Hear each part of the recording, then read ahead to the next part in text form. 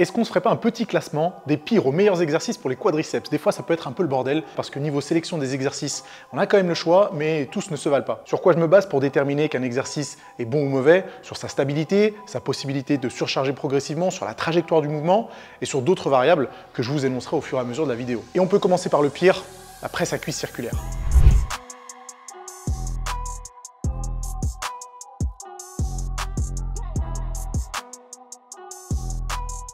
J'ai dit la presse à cuisse circulaire, mais je pourrais mettre le V-squat dans le même panier, et c'est des machines tellement mauvaises pour travailler les quadriceps que je les ai même pas dans ma salle de sport. Le problème avec ces machines, même si elles sont très populaires et qu'on les trouve assez souvent dans les grandes chaînes de salles de sport, c'est que la trajectoire n'est pas du tout adaptée au travail des quadriceps. Pour travailler les fessiers et la chaîne postérieure, pourquoi pas? Les quadriceps, non. Et c'est dommage parce qu'il y a beaucoup de pratiquants et de pratiquantes qui aiment les utiliser parce que forcément on peut mettre beaucoup plus de poids étant donné que les fesses interviennent. Et niveau ego lifting, on sent quand même pas mal. Je vous ai fait un petit schéma d'une presse à cuisse circulaire qui est un peu différente d'une presse à cuisse linéaire dont on va quand même parler juste après. Le problème de ce genre de machine, c'est que la flexion de hanche est vraiment hyper importante entre le début à la fin, ce qui en fait une bonne machine pour travailler les fessiers. Mais nous, ce qu'on veut, c'est travailler les quadriceps, et vous voyez que la flexion de genou est très peu importante, en tout cas pas aussi importante qu'avec d'autres machines, ce qui fait que le recrutement des quadriceps ne va pas être optimal. Petite nuance, ce genre de machines peuvent être adaptées si vous avez des fémurs très courts et une très bonne amplitude articulaire au niveau de la hanche. Mais ça représente qu'une petite partie de la population.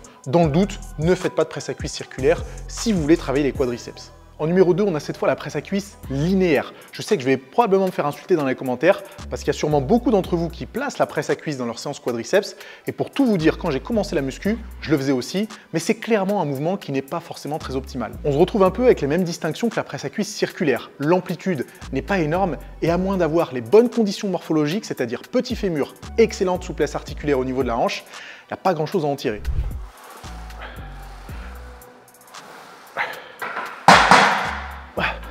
Il y a plusieurs choses qui me dérangent avec la presse à cuisse. Le problème, c'est que même avec un plateau assez grand comme celui-là et les pieds assez bas, je ne sens pas tant que ça les quadriceps. En tout cas, je sens un peu plus la chaîne postérieure. Et puis, au niveau de la charge, je pourrais très bien la charger à 300 kg et faire des séries de 15. C'est chiant à charger, c'est chiant à décharger. On perd du temps, je préfère m'en remettre à d'autres variantes.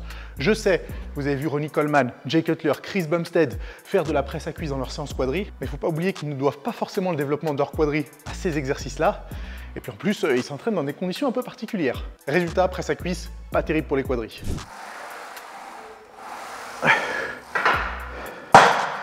Ceci dit, il y a quand même une variante que j'aime bien faire à la presse à cuisse pour travailler les quadriceps, c'est la presse à cuisse cannonball. Le principe, c'est de décoller les talons et de ramener les genoux à la poitrine pour que la flexion de genou soit assez importante. C'est la seule variante que je pourrais faire dans mon programme quadriceps et qui serait relativement intéressante à la presse à cuisse. On enchaîne avec le squat. J'espère que je ne vais pas provoquer un torrent de haine dans les commentaires en disant que le squat, c'est pas le meilleur exercice pour les quadriceps, mais c'est effectivement pas le meilleur exercice pour les quadriceps.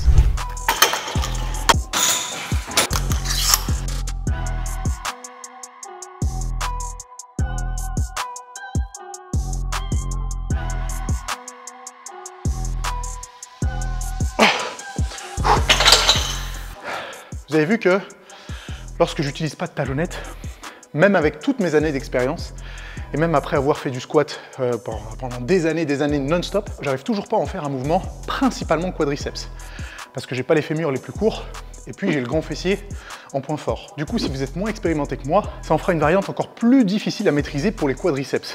Je le rappelle encore une fois, ça dépend de votre morphologie, mais dans le doute, si vous voulez optimiser le recrutement de ce groupe musculaire-là, il vaut mieux s'en remettre à d'autres variantes. Après, je recommande quand même à beaucoup de pratiquants de faire du squat, parce que mis à part le travail des quadriceps, ça permet d'améliorer la stabilité, ça permet de travailler la chaîne postérieure, donc en l'occurrence le grand fessier, donc c'est toujours bon à prendre. Le souci du squat, c'est qu'il est techniquement très difficile à maîtriser, c'est que la stabilité laisse à désirer à moins que vous soyez assez expérimenté, et que mine de rien, ça peut être un avantage comme un inconvénient, le squat ça sollicite plein de groupes musculaires. Et pour réussir à isoler les quadriceps, il faut d'une part vraiment modifier l'exécution, et d'autre part éventuellement faire appel à certains accessoires.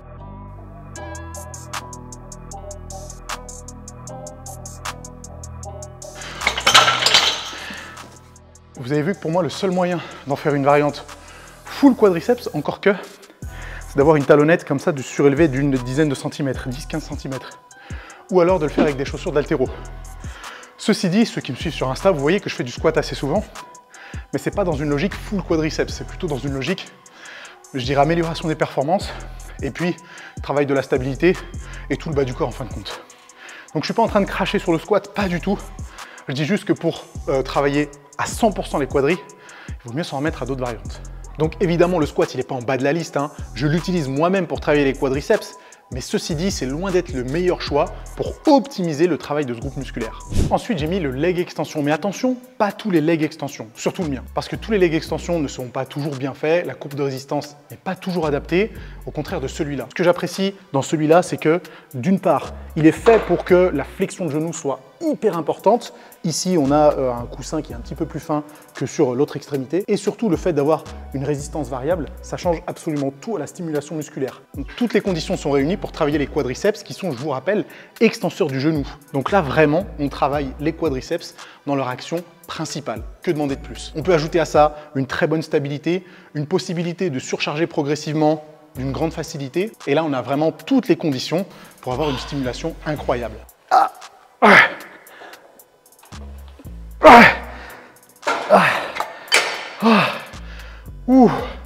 La machine, elle est tellement bien faite que c'est hyper désagréable de rester dessus sans modifier le réglage, parce qu'autrement les cuisses explosent. Je sais ce que vous êtes en train de vous dire derrière votre écran.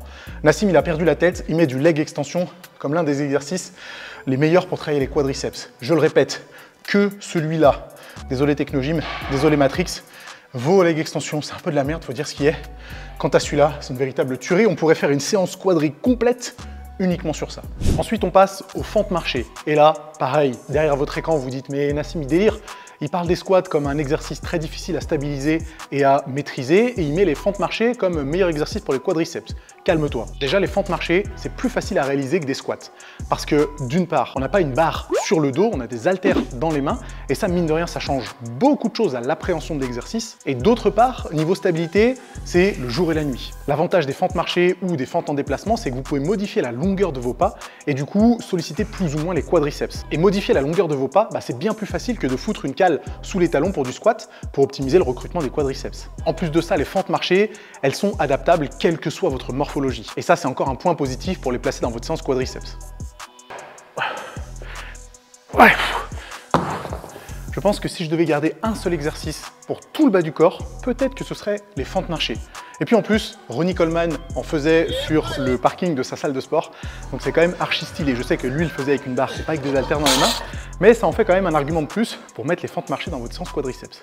Le meilleur exercice pour martyriser les quadriceps, c'est bien évidemment le hack squat. Mais attention, le hack squat linéaire, parce que les hack squats circulaires, ça va à la poubelle. Et oui, j'ai dit hack squat, j'ai pas dit squat pendule, parce que le squat pendule, même si c'est un super exercice pour les quadriceps, on a peut-être quelques difficultés à surcharger progressivement à cause de l'architecture de la machine. Le hack squat, il coche toutes les cases. La trajectoire est très bonne, c'est une trajectoire linéaire, donc elle est facilement adaptable à votre morphologie et puis au groupe musculaire que vous avez envie de travailler. La courbe de résistance est plutôt bonne, mais on peut même l'améliorer en ajoutant des élastiques, mais même sans les élastiques, ça reste une courbe de résistance très adaptée. La stabilité, évidemment, elle est maximale puisqu'on travaille sur une machine qui a un axe de déplacement prédéfini. En plus, on a un dossier et des coussins pour les épaules, donc sur ça, aucun problème.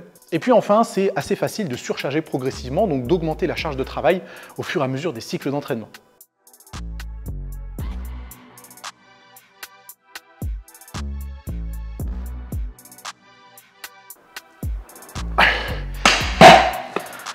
Pour avoir testé un paquet de hack squats dans ma vie, celui-là est vraiment exceptionnel. Mais en général, tous les hack squats linéaires sont plutôt bons. Il y a juste l'angle qui peut varier en fonction des marques. Mais si jamais vous prenez vos marques dessus, pour le coup, et que vous arrivez à adapter la position de vos pieds, ça en fait vraiment un exercice incroyable pour les quadriceps. Et c'est pas un hasard si jamais autant de bodybuilders l'utilisent. On a déjà vu Ronnie Coleman évidemment faire du hack squat. On a vu Chris Bumstead, que j'ai cité juste avant, qui fait du hack squat. C'est une machine peut-être un peu moins populaire en France, mais qui est très présente dans les salles de sport aux États-Unis. Et j'espère qu'au fur et à mesure des années, on en aura de plus en plus dans les salles ici. Vous avez vu que des variantes pour travailler les quadriceps, il y en a un paquet. Certains exercices sont clairement moins bons que d'autres, et je pourrais même nuancer en fonction de l'expérience du pratiquant. Peut-être qu'en fonction de l'expérience, du schéma corporel et de sa facilité à maîtriser l'aspect technique, certains exercices pourraient être plus adaptés que d'autres. J'aurais pu aussi parler du Zercher squat, du Sissi squat, des fentes bulgares, des exercices qui travaillent tous plus ou moins les quadriceps, mais qui sont clairement inférieurs au GOAT pour ce groupe musculaire-là, c'est le hack squat. Donc si vous avez un hack squat dans votre salle de sport et que vous voulez des quadriceps énormes, eh bien martyrisez-le.